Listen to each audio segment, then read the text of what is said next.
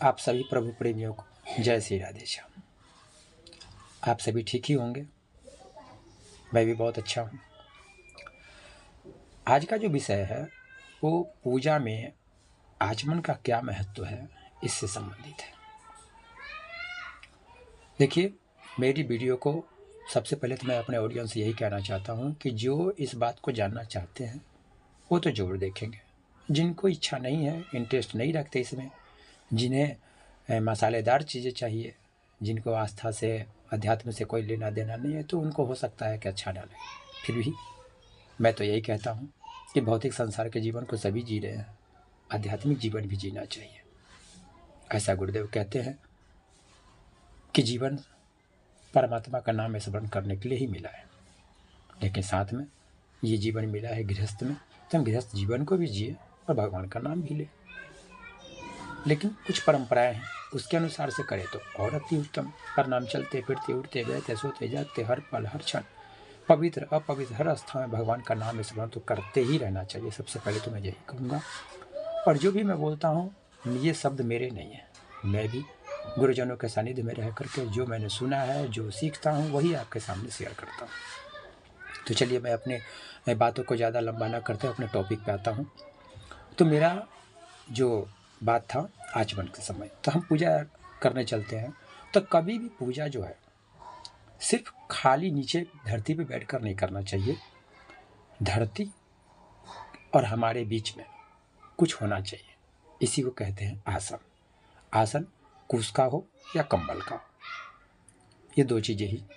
तो ज़्यादातर लोग कंबल का ही ले लेते हैं, मार्केट में बिकता है, वो हम ले लिए, उस पर बैठे, नहा धोवा कर पवित्र अवस्था में वहाँ से तो स्वच्छ होकर आए। उसे हम पवित्र नहीं कहेंगे नहाना धोना, सिर्फ हम स्वच्छ हुए।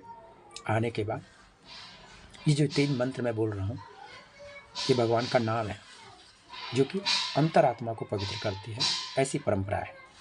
तो क्या है, बाएं हाथ से दाएं हाथ में जल लेंगे, अपने पात्र रखेंगे अपने पास, तांबे का पीतल का, उसमें जल लेंगे और पहला ओम केशवाय नमः थोड़ा सा जल लेकर के, फिर ओम नारायणाय नमः, ओम माधवाय नमः, ऐसे 3 बार करेंगे, थोड़ा थोड़ा जल, जिससे किसी कंठ भीज सके, बहुत ज़्यादा नहीं। और चौथा जल ओम गोविंदाय नमः, ऐसे करके हम जो है धरती पे छोड़ देंगे। फिर उसके बाद दाएं हाथ से बाएं हाथ की तरफ 1 चम्मच जल लेंगे और ये 3 उंगली जो है इससे ऐसे हाथ करके, और हम ओम अपवित्र पवित्रोम सर्वावस्थान गतो पीवा यह स्मृत पुंडरीकाक्षम सहबाह्य अभ्यंतर शुचि, ऐसे ऐसे जल को हम छेड़ देंगे उंगली से। तो इससे क्या होगा कि हम जिस स्थल पे हैं या जो भी मैंने नैवेद्य रखा है, नैवेद्य का अर्थ होता है मतलब भगवान को चढ़ाने जाने वाला वस्तु। अभी हम प्रसाद नहीं कहेंगे, प्रसाद तब जब भगवान उसे भोग लगा लेते हैं, जब हम लोग उन्हें लगा देते हैं, जब हमारे मन में ये बात हो कि हमने भगवान को भोग लगा दिया, तब वो प्रसाद बनता है। पहले वो वस्तु होता है, ठीक है। तो इस प्रकार से हम इस चीज़ को किए।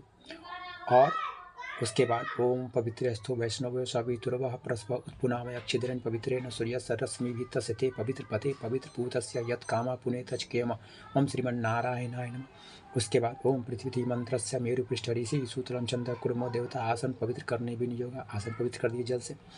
और इस तरीके से अब हम पूजा करने के पात्र बन गए। ऐसे मैंने करना चाहिए।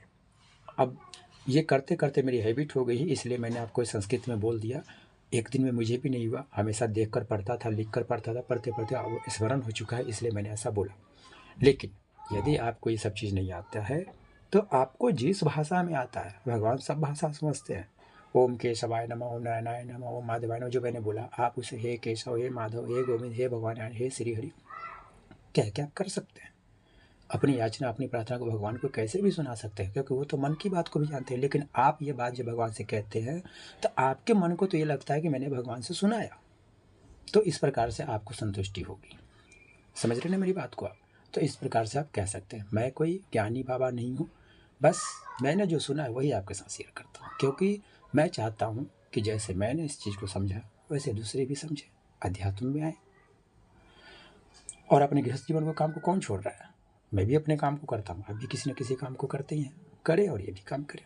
तो इससे भगवान से जुड़ाव बना रहे, सिर्फ भौतिकता से ही नहीं, आध्यात्मिकता से भी बना रहे।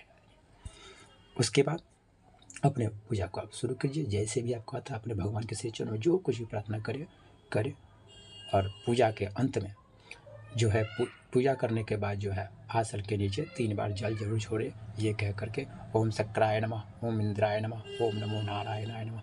इस प्रकार से क्या होता है, ऐसी मान्यता है कि जो भी हम पूजा पाठ करते हैं तो अगर हम इस प्रकार से अंत में जल नहीं छोड़ते हैं तो ये पूजा का फल इंद्रदेव ले जाते हैं और वो व्यक्ति उस फल से वंचित रह जाता है। पूजा तो रोज करता है लेकिन उसे परिणाम नहीं मिलते, फिर वो सोचता है कि मेरे पूजा का फल क्यों नहीं मिल रहा। तो ऐसा करना है, ये भगवान को समर्पित करना है कि मैंने जो पूजा किया मैं आपको अर्पित करता हूँ हे प्रभु। और पूजा के बाद अपराध पूजा में भी हो जाते हैं, नाम जप करते हैं तो नाम जप करने में भी 10 अपराध लग जाते हैं। हम मंदिर जाते हैं तो मंदिर जाने में भी हमसे अपराध हो जाता है ना। तो इस प्रकार से मैं ये कहना चाहता हूँ कि हम आपसे जो भी जाने अनजाने भूल चूक, कोई त्रुटि, कोई भूल, कोई अपराध हो गया हो तो भगवान से अपनी क्षमा याचना अपने शब्दों में जैसे आप कहता है वैसे कह कि भगवान मेरे अपराधों के लिए मुझे क्षमा करें। वैसे तो संस्कृत में है आवाहनम न जनामि विसर्जनम पूजाम चैव न जनामि क्षम्यताम परमेश्वर, मंत्रहीनम क्रियाहीनम भक्तिहीनम परमेश्वर। इस प्रकार से और भी हैं ये बातें, मैंने यहीं पे आपको छोड़ दिया क्योंकि किसी प्रकार के अपराध त्रुटि हो गई है भगवान तो मुझे क्षमा करना, मेरी याचना, मेरी प्रार्थना, मेरी पूजा, व्रत उपवास जो भी मैंने किया है उसे स्वीकार करना।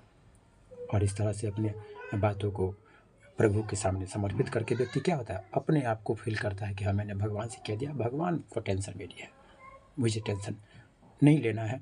मतलब समर्पण मतलब क्या कि भगवान सब जाने।